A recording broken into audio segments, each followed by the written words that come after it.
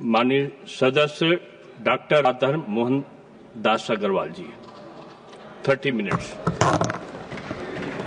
माननीय सभापति महोदय, मैं आभारी हूं चौधरी मोहम्मद रमजान जी का,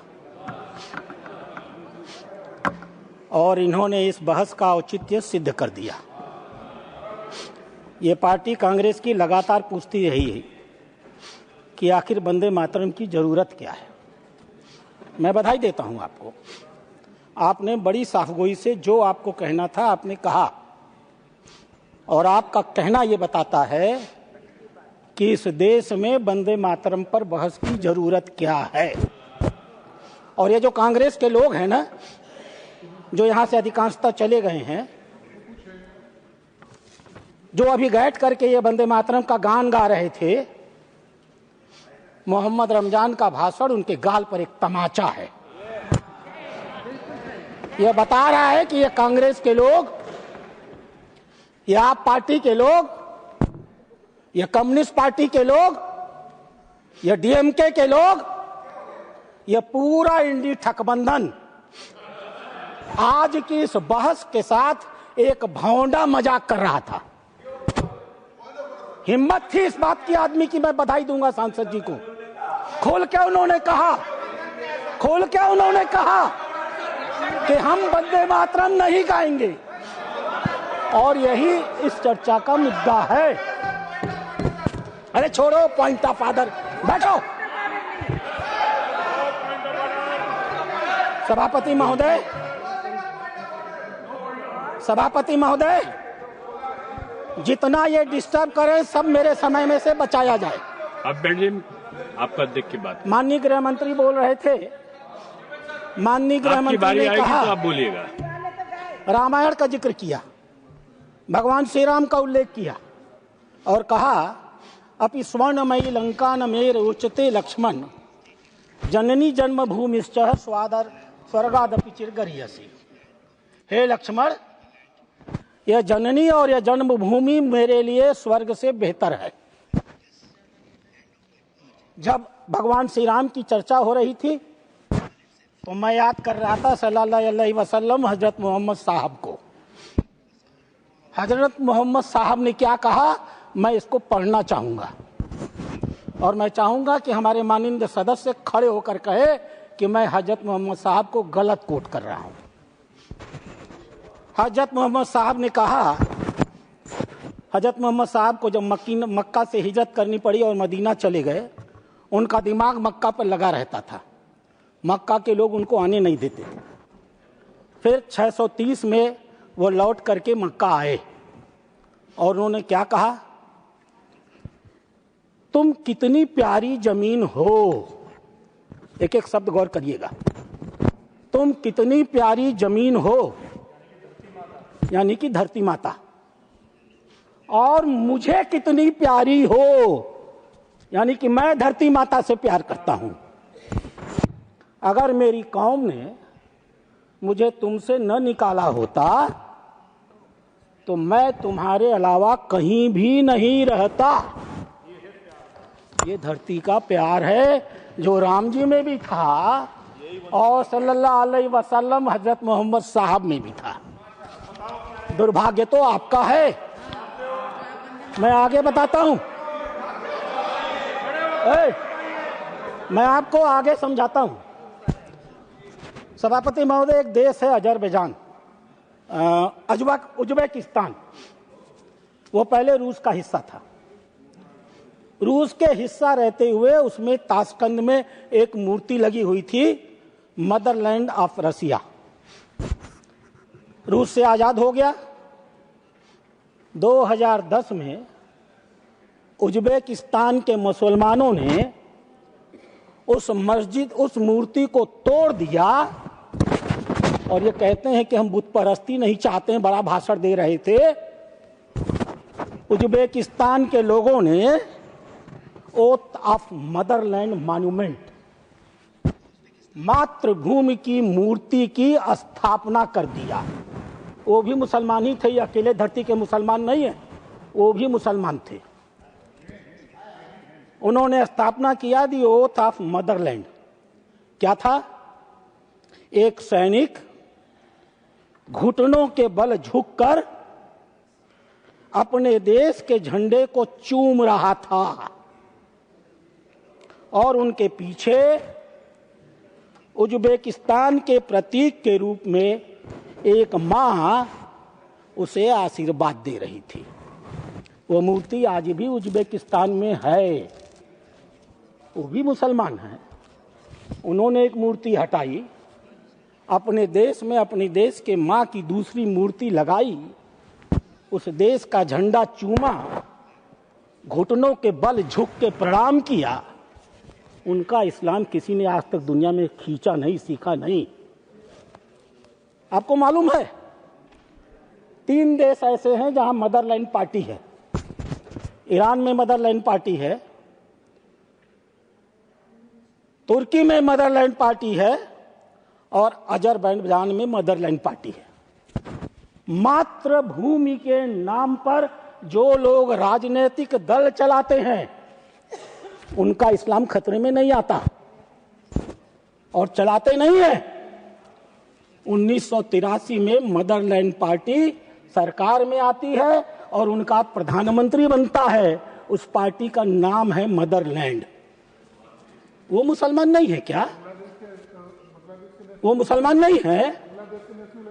एक मिनट, एक तीसरा देश अल्बानिया। मैं आपके लिए कह रहा हूं रमजान साहब, इनके लिए नहीं कह रहा हूं, तो नकली मुसलमान है। मैं आपको कह रहा हूं क्योंकि आप दिल से अच्छे मुसलमान हैं, मैं आपका सम्मान करता हूं। आप सच पर खड़े हैं, जिस सच को आप जानते हैं उस सच पर आप खड़े। मैंने आपका नाम नहीं लिया सर, नाम लेने लायक बनिए, नाम लेने लायक बनिए। आप तो मंचों पर जाते हैं तो अतीक अहमद की प्रशंसा भी करते हैं और मुख्तार अंसारी की भी प्रशंसा करते हैं। वो है असली। हाँ जी, मैं तय करूंगा, यह देश तय करेगा, आप नहीं तय करेंगे। आप जाइए, जो काम कर रहे हैं ना पकड़ के लेके चलने का अपने अध्यक्ष जी को, वही करिए।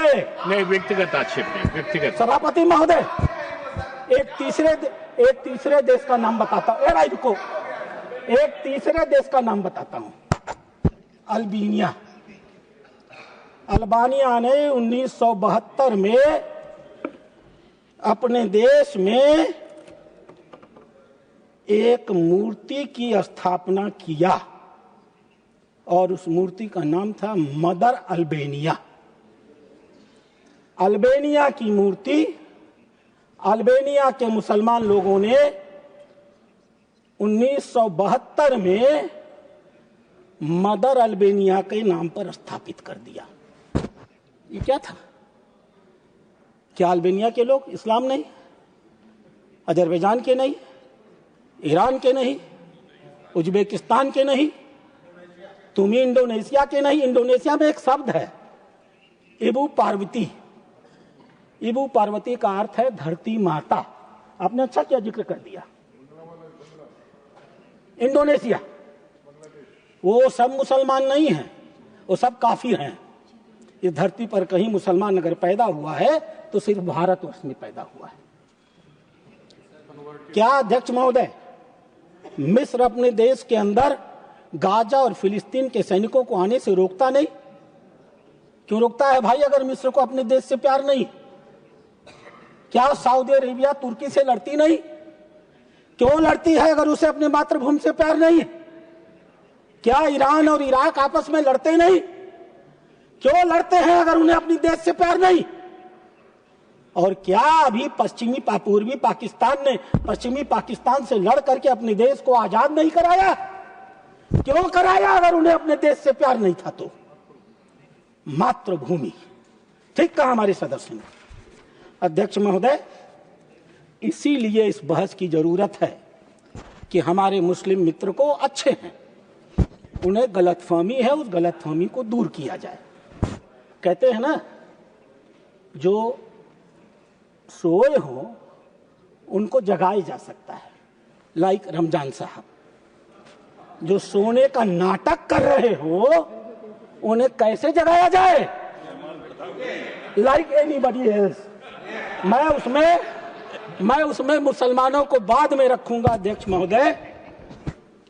इस मुसलमानों की वोट की तिजारत करने वाले, ये तुष्टीकरण की राजनीति करने वाले, यह कांग्रेसी और सारे दल के लोग बहुत आगे आएंगे, मुसलमान बहुत पीछे आएंगे।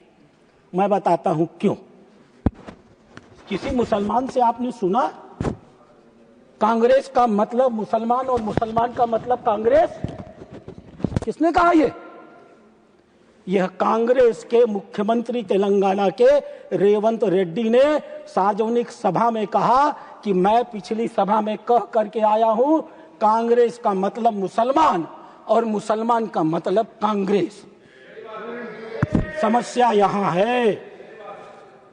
इसी दूसरी सदन की फ्लोर में एक नेता ने कहा वह जो हिंदू होते हैं वह 24 घंटे हिंसा हिंसा हिंसा, नफरत नफरत नफरत, झूठ झूठ और झूठ बोलते। यह भारत का देश है, मजहबी आधार पर बंटवारा करके बना है। जिस पार्टी ने इस देश का बंटवारा किया वो पार्टी आज भी इस देश के सहनशील हिंदुओं को सिर्फ गाली देने में विश्वास करती है। अध्यक्ष महोदय, मुझे एक बयान और याद है इनके नेता का। अपने कार्यालय के उद्घाटन के समय उन्होंने कहा था हम सिर्फ भाजपा से नहीं भारतीय स्टेट से लड़ रहे हैं। इनकी पार्टी भाजपा से कम भारत के राज्य से, गवर्नमेंट ऑफ इंडिया से अधिक लड़ती है।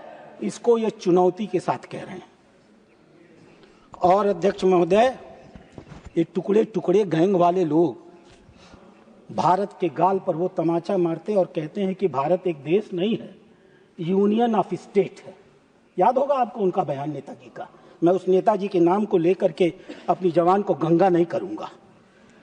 और तो शर्म क्या आती है अध्यक्ष महोदय, इस देश में विदेशी आक्रांता बाबर के नाम की मस्जिद को सुप्रीम कोर्ट ने ध्वस्त कर दिया और इतनी इनकी हिम्मत है कि यह इस देश के अंदर दूसरे बाबर मस्जिद को बनाने का दावा करते हैं। इसलिए अध्यक्ष महोदय, इस बहस की बहुत बड़ी जरूरत है। अब मैं कुछ तथ्यों पर आऊंगा। जो तथ्य इन्होंने नहीं बताया इस सदन को जानना चाहिए। 1923 में काकीनाडा में अधिवेशन हुआ। उस अधिवेशन की अध्यक्षता जिस व्यक्ति ने की वह व्यक्ति 1908 में मुस्लिम लीग का संस्थापक था। वह व्यक्ति जब 1919 में तुर्की में खिलाफत खत्म की गई, अंग्रेजों ने नहीं खत्म किया था, एक तुर्की के आधुनिक मुसलमान, पढ़े लिखे शिक्षित जाहिल नहीं मुसलमान, उसने खत्म किया था। उसने मस्जिद की छड़ पर तज करके कुरान को लात मारी थी। उस मुसलमान ने खिलाफत खत्म की थी, उसका नाम था कमाल अतातुर्क पाशा। और वह व्यक्ति जो 1923 में कांग्रेस का अध्यक्ष बनाया गया, कांग्रेस वालों को बड़ा इतिहास याद रहता है। और सबसे पहले तो पीछे बैठे ही जिनकी संज्ञा इनके अध्यक्ष जी ने राष्ट्रीय चाणक्य की दे दी ऑफिशियली सदन के अंदर। मैं गलत कह रहा हूं तो जवाब दे देंगे। उस व्यक्ति ने अफगानिस्तान के राजा अमानुल्लाह खां को आमंत्रित किया और कहा भारत पर आक्रमण कर दो, हम भारत के मुसलमान सैनिक हो या सैनिक, हम सिर्फ और सिर्फ तुम्हारे साथ लड़ेंगे। ऐसे शर्मनाक व्यक्ति को 1923 में कांग्रेस ने अपना राष्ट्रीय अध्यक्ष घोषित किया। और जानते हैं क्या हुआ अध्यक्ष महोदय? विष्णु दिगंबर पलुस्कर, ये कहते हैं ना हम तब से गाना गाते हैं वंदे मातरम वंदे मातरम वंदे मातरम। मैं बताता हूं 1923 में क्या हुआ।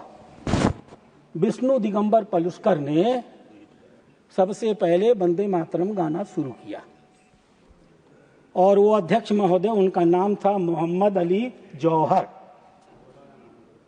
जिन्होंने भाषण दे के कहा था एक अच्छा और आदर्श से आदर्श महात्मा गांधी एक नीच से नीच और चरित्रहीन मुसलमान से भी चरित्रहीन है, मेरा इस्लाम ये मानता है। न कहा हो तो जवाब देना।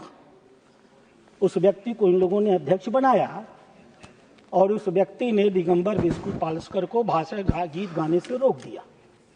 यह देश आभारी है उस विष्णु दिगंबर पालुस्कर का, जिसने खुलेआम चुनौती दी और कहा, हे अध्यक्ष, यह मस्जिद नहीं है, यह मुस्लिम लीग की बैठक नहीं हो रही, यह कांग्रेस पार्टी की बैठक हो रही है और मैं पूरा वंदे मातरम गाऊंगा।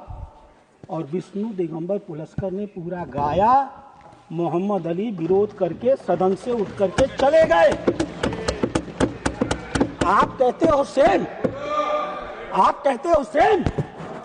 कांग्रेस पार्टी ने क्या किया? कांग्रेस पार्टी ने, एक मिनट रुकिए, तो कांग्रेस पार्टी ने जिस जगह पर सभा हो रही थी उस जगह पर आने वाली मुख्य सड़क का नाम रख दिया मोहम्मद मौलाना अली जौहर मार्ग। यह है इनकी कांग्रेस की असलियत। जो उस समय कांग्रेस का अध्यक्ष होकर के विरोध कर रहा था, यह उसकी स्थिति में मार्ग बना रहा। और अध्यक्ष महोदय, मैं आभारी हूं अपने माननीय टीडीपी के सदस्य सना सतीश बाबू का। मैं सचमुच आपका, भारतीय जनता पार्टी आपका दिल से आभार प्रकट करती है। 7 नवंबर 1925 को पार्टी ने मुझे काकीनाडा भेजा। मैं नहीं जानता था कि क्या होने वाला है। मुझसे कहा गया कि आप वहीं जाइए, वहीं सबसे पहले सम्मेलन हुआ था। जाने के बाद मुझे समझ में आया कि यहाँ हो क्या रहा है। मैं आभारी हूँ आपका माननीय सदस्य जी। काकीनाडा नगर निगम की समिति ने प्रस्ताव पारित किया और कहा कि यह जो मौलाना मोहम्मद अली मार्ग है, यह भारत के इतिहास पर एक काला धब्बा है, हम इसको नहीं मानेंगे। उन्होंने तोड़कर फेंक दिया।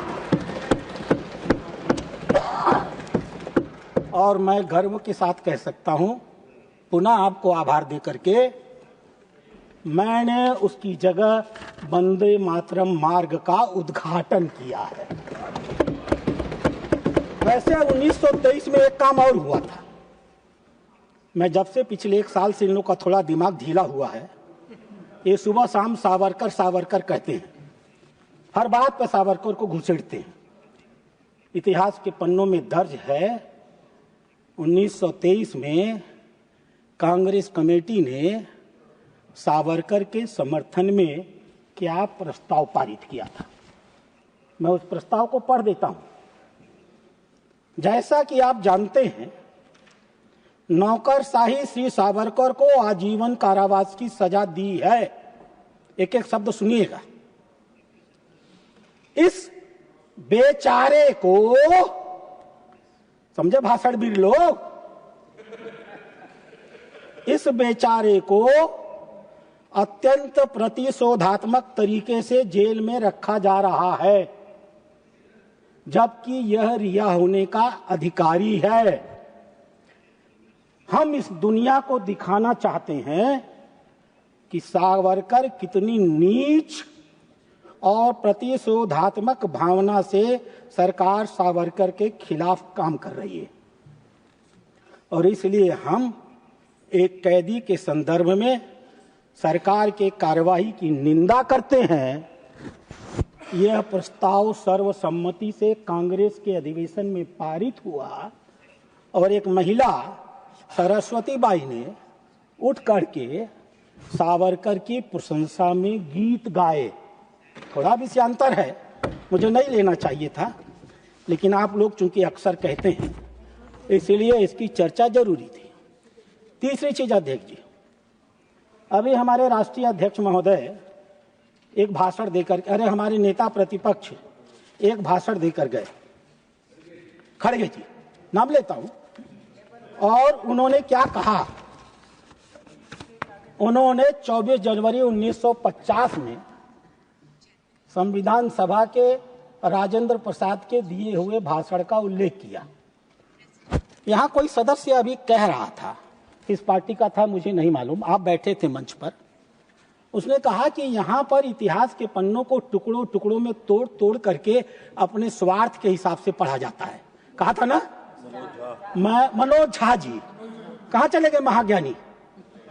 मैं पढ़ देता हूं पूरा पत्र, मैं पढ़ देता हूं राजेंद्र प्रसाद की पूरा बयान। जो राजेंद्र प्रसाद ने कहा, माननीय जयराम रमेश जी, यह एक विषय है जो चर्चा, इसीलिए आप शांति से बैठे हैं। याद है, रुको यार, याद है तो जब आपके नेताजी झूठ बोल रहे थे तो करेक्ट कर दिए होते। याद हो के क्या करिएगा? ये कौन सा चाणक्य है? हाँ बोल रहा हूं, मैं तो बोल ही रहा हूं। एक विषय है जो चर्चा के लिए बचा हुआ है और विषय है राष्ट्रगान का। ऐसा सोचा गया था कि इस चर्चा के लिए संविधान सभा में विषय लाया जाएगा। ध्यान से समझिएगा मित्रों, कितना बड़ा धोखा इस देश के साथ हुआ है, इस देश के नागरिकों के साथ हुआ है। इस बात को एक एक कार्यकर्ता को समझने की जरूरत है। इस विषय को चर्चा के लिए संविधान में लाया जाएगा ऐसा सोचा गया था और प्रस्ताव पारित किया जाएगा, लेकिन अब ऐसा महसूस किया गया कि इस पर कोई औपचारिक प्रस्ताव पारित न किया जाए और बेहतर होगा कि राष्ट्रगान पर एक बयान जारी कर दिया जाए। 2 साल 11 महीने 28 या 29 दिन संविधान सभाएं की बैठकें छोटी छोटी पुलिस स्टाफ, कामा, भारत, इंडिया, न जाने कितने विषयों पर चलती रहीं और जब वंदे मातरम का विषय आया तो इस कांग्रेस पार्टी ने संविधान सभा में 1 सेकंड के लिए वंदे मातरम पर बहस तक नहीं किया। अरे आप बैठो, पढ़ रहा हूं नीचे, बैठो, अरे बैठो। मैं कांग्रेसी नहीं हूं तो झूठ बोलूं? माननीय जयराम जी, बैठाइए इनको। नहीं, आप चेयर को संबोधित करिए। इन्होंने मुझे, वो पढ़ रहे हो तो सुनिए। इन्होंने मुझे कांग्रेसी समझ लिया है जो मैं झूठ बोलूंगा। राजेंद्र प्रसाद, अभी मैं बताता हूं आपके अध्यक्ष जी ने छिपाया क्या। अरे मैं बताता हूं ना, काहे परेशान है। मैं वचन देता हूं, मैं बयान देता हूं, जन मन गण की रचना, इसके शब्दों और संगीत के साथ भारत का राष्ट्रगान होगा। ये आपके नेता प्रतिपक्ष ने कहा, मानता हूं। अगली लाइन उन्होंने हटा लिया, बड़ी चतुराई से हटाया और मैं चाहूंगा कि उस पर भी कूदे और बताए कि इनके नेता प्रतिपक्ष ने कहा कि नहीं बोलिए। जब जैसी परिस्थितियां होंगी तत्कालीन सरकार इसमें किसी भी प्रकार का परिवर्तन कर सकेगी। आज तक भारत को आजादी के 75 सालों बाद इस देश को बताया नहीं गया कि संविधान सभा में उसके चेयरमैन ने निर्णय लिया था कि देश का आने वाली कोई भी सरकार जब जैसा महसूस करेगी जनमन गण अधिनायक में परिवर्तन कर सकेगी। कहा था ना। अरे बैठो महाराज, बैठो महाराज, बैठो महाराज, बैठिए, आपका नंबर बैठिए चाणक्य साहब। आप अपने, मैं अभी और बोल रहा हूँ। अरे आप बोलिए ना, गलत है तो इसके बाद मैं चुनौती देता हूँ। आप अपनी बात को रखिएगा। मैं चुनौती देता हूँ। आप लोग मैं गलत हूँ तो मैं संबोधित सदस्यता छोड़ दूं और मैं सही हूँ तो ये सदस्यता छोड़ दें। आप एक दूसरे चलिए देता हूँ चुनौती, ले लो, ले लो, ले लो। वंदे मातरम का गाना आज नहीं, बैठे नहीं चेंज करता हूँ मैं, नहीं बोलने दूंगा, मैं बोलूंगा। अभी आपका आई डू नॉट ईट, अभी नंबर आपका आपका नंबर आएगा। नहीं, एक दूसरे को संबोधित नहीं करेंगे। अभी आपका नंबर आएगा। हाँ, आप बात शुरू करें। वंदे मातरम का गाना जिसे आजादी की लड़ाई में ऐतिहासिक भूमिका का निर्वहन किया, इसे जन मन गण की तरह सम्मान किया जाएगा और इसका स्टेटस, ये शब्द ध्यान रखिएगा जो मैं पढ़ रहा हूं, ये फुट से खड़े हो जाएंगे। इसका स्टेटस जनमन गण की तरह होगा। अब अध्यक्ष गौर करिए।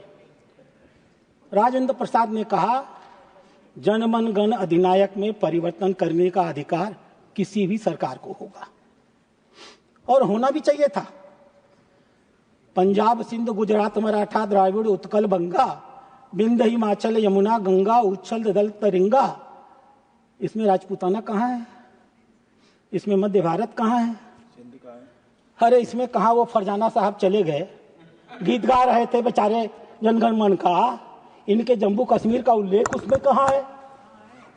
नॉर्थ ईस्ट इंडिया के सारे 7, 8 अष्ट मूर्ति धातियां वो कहाँ है? क्योंकि जिस समय ये गाना गाया उस समय ये प्रांत ब्रिटिश इंडिया के हिस्से नहीं थे, आज हैं। और दूसरी बात, जी हाँ अभी जवाब देता हूं आपको। माय डियर जी, कितना अपमान कर रहे हो आप, राजपूत के छतरियों का बैठे हैं, शेखावत साहब सुन रहे हैं। ये पूरे के पूरे राजपूताना को गांव कह रहे हैं, वहीं से आए भी है ये महाशय, ध्यान दीजिए, वहीं के सांसद है और राजस्थान को गांव कह रहे हैं।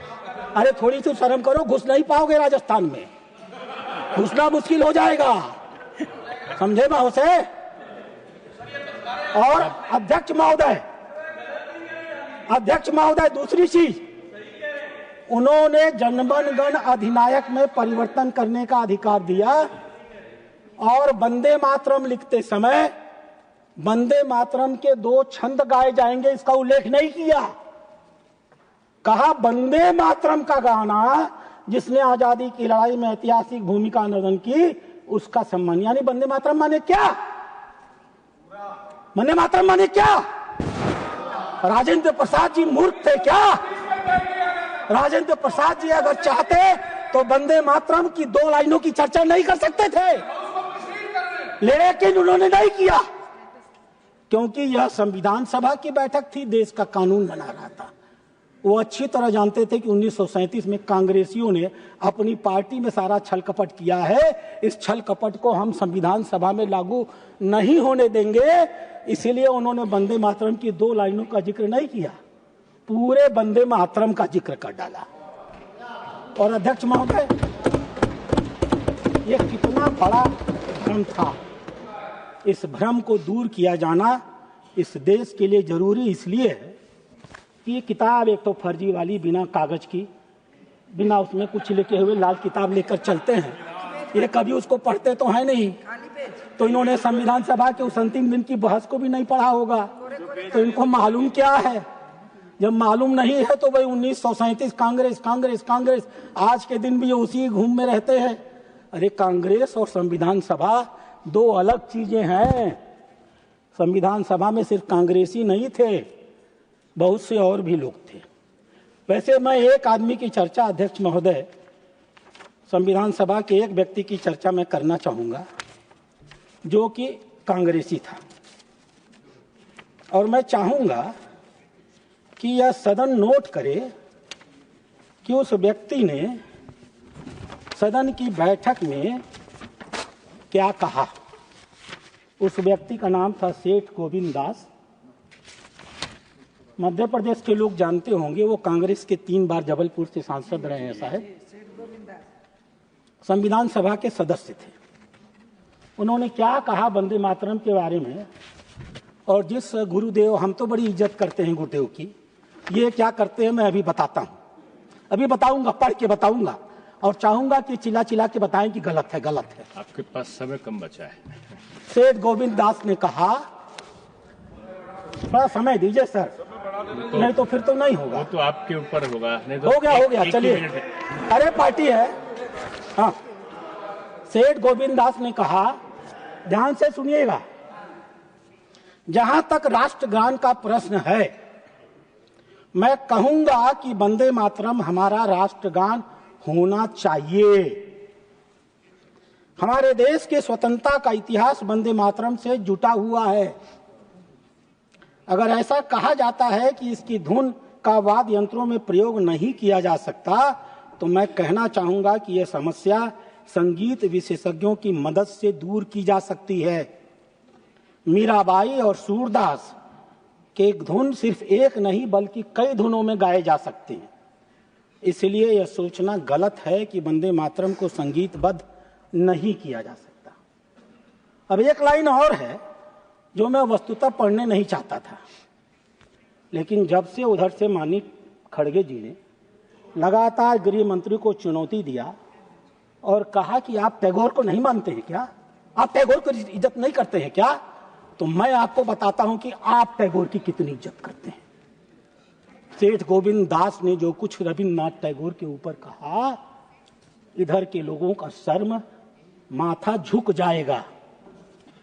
सेठ गोविंद दास ने कहा, रविन्द्रनाथ टैगोर ने, कूदिएगा नहीं, आप ही के सांसद थे सर, दया करिएगा उनके ऊपर। आपका जनमन 5 मिनट। अरे नहीं 5 मिनट नहीं सर, प्लीज। अरे आप 1 घंटा, आधा घंटा दीजिए। 5 मिनट, आधा घंटा सब लोग दे देंगे। अरे सर बैठिए, नहीं सब देंगे, बोलने दीजिए सर। अरे सर प्लीज, हमारी पार्टी है। सेठ गोविंद दास ने कहा रविन्द्रनाथ टैगोर ने जनगण अधिनायक की रचना की है। अब आगे पढ़िए। इसमें जॉर्ज पंचम, मैं नहीं कह रहा हूं, मैं आरोप नहीं लगा रहा, मैं अपमान नहीं कर रहा। भारतीय जनता पार्टी रविन्द्रनाथ टैगोर को भारत का सर्वोत्तम व्यक्तित्व मानती है। प्रश्न यह है कि आप मानते हैं कि नहीं।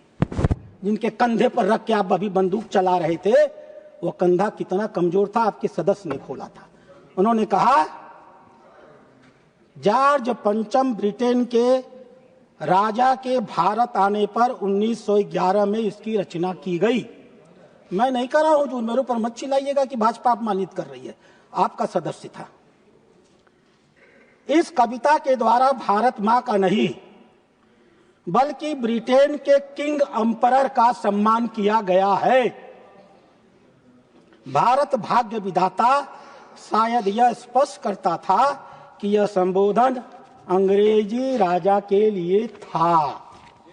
और अध्यक्ष महोदय, अगर सेठ गोविंद दास की रचना इनको बुरी लग रही थी, आजादी के बाद इन्होंने 3 बार उन्हें लोकसभा का टिकट दिया, और पूरे देश को जानकर आश्चर्य होगा 1961 में सेठ गोविंद दास को इस भारत का सबसे बड़ा तीसरा पुरस्कार पद्म विभूषण भी इन्होंने दे दिया।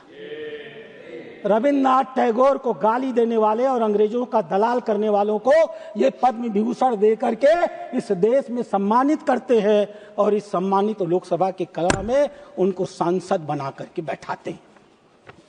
अब तीसरी बात पर आता हूं मैं अध्यक्ष महोदय। नेहरू जी की चर्चा बड़ी तगड़ी आई है, मैं उसको भी पढ़ देता हूं। ये लोग देखिए कितना दोहरा आचरण करते हैं। सुभाष चंद्र बोस 20 अक्टूबर। मैं पढ़ता हूं 1 सितंबर 1937 का पत्र, 1937 का पत्र, 1 सितंबर 1937 अर्थात 20 अक्टूबर के ठीक 1.5 महीने पहले सरदार जाफरी को, मैं इसको कहिएगा तो मैं रख दूंगा, अली सरदार, ये सब इतिहास के पन्ने में है। वो उनकी हिम्मत भी नहीं है कि वो मांगे कि ऑथेंटिकेट करिए। अरे क्या है ये, उन्होंने कहा, सभापति महोदय, उन्होंने कहा कांग्रेस के किसी गीत को अभी तक राष्ट्रगान नहीं माना है। सही बात थी, उन्होंने सच लिखा। लेकिन यह सच है कि व्यवहार में राष्ट्र की बैठकों में वंदे मातरम गाया जाता है। फिर लिखा 30 साल के संघर्ष के दौरान यह ब्रिटिश साम्राज्यवाद के खिलाफ चुनौती बनकर के उभरा है। फिर लिखा हजारों लोगों ने देश में इस गीत को गाने का दंड सहा है। फिर लिखा यह भारत के राष्ट्रवाद का प्रतीक बन चुका है। फिर लिखा, ध्यान दीजिएगा क्या लिखा और चुनौती दीजिएगा मुझे, मैं नहीं मानता हूं कि कोई भी ऐसा मानता है कि इसमें एक भी शब्द का देवी से कोई मतलब है। मैं दोहराता हूं, माननीय रजमान साहब, आपके प्रिय नेहरू जी जिसका आप नाम जिक्र कर रहे थे, उनका ये पत्र है सरदार अली जाफर को। मैं नहीं मानता हूं कि कोई भी ऐसा मानता है कि इसमें एक भी शब्द में देवी का कोई मतलब है। ऐसा मतलब निकालना, उन्होंने अंग्रेजी शब्द का प्रयोग किया है, एब्सर्ट है, बकवास है। और हम ये नहीं मानते, प्लीज इस किताब को लिखने से दिल में कहीं कोई बात पैदा होगी।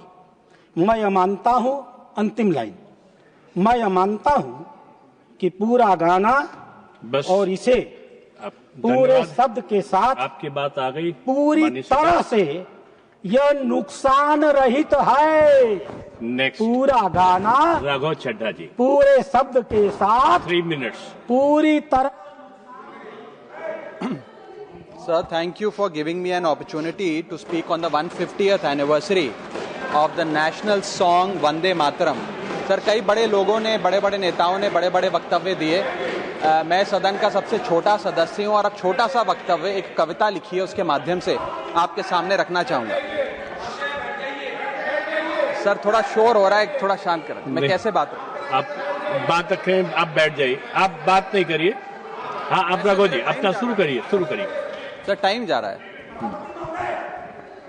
मैंने रोक रखा है टाइम को। अब नहीं, अच्छा, 1 मिनट में केवल बात को 1 मिनट। अध्यक्ष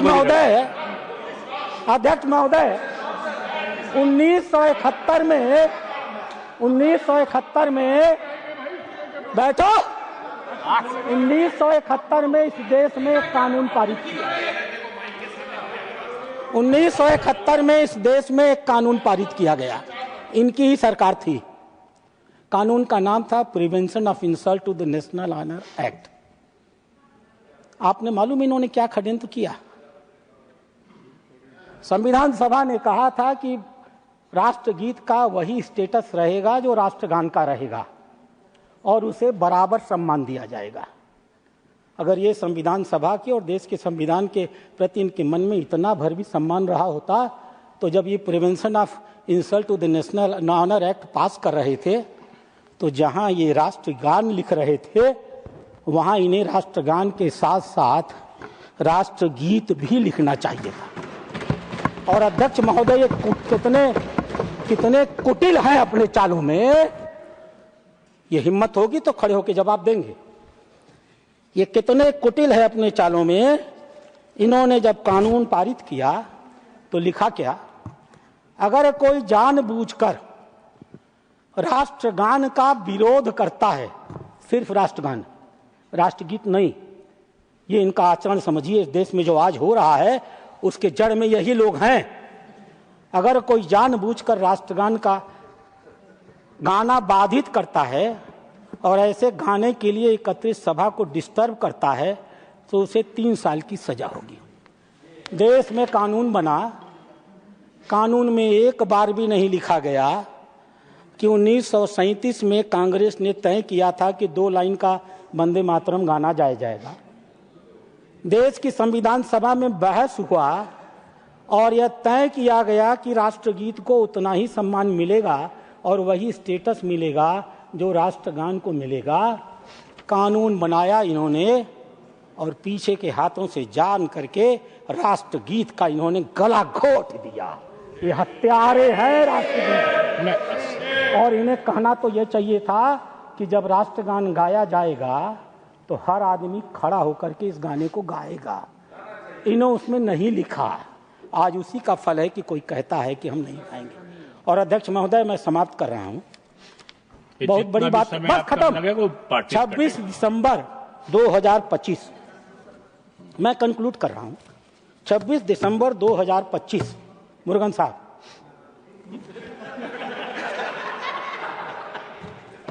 सेंट्रल हॉल में संविधान दिवस मनाया गया। मंच पर 9 लोग थे। मैं किसी का नाम नहीं लूंगा, नाम तो आप लोग निकाल लेंगे। मैं आग्रह करता हूं सभापति महोदय से कि वो एक जांच कमेटी बैठाएं और जब कार्यक्रम शुरू हुआ और राष्ट्रगान और वंदे मातरम गाया गया तो उस मंच पर खड़े 9 लोगों में कौन वो नेता था जिसने राष्ट्रगान और वंदे मातरम को गाने का काम नहीं किया। मैं नाम नहीं बताऊंगा।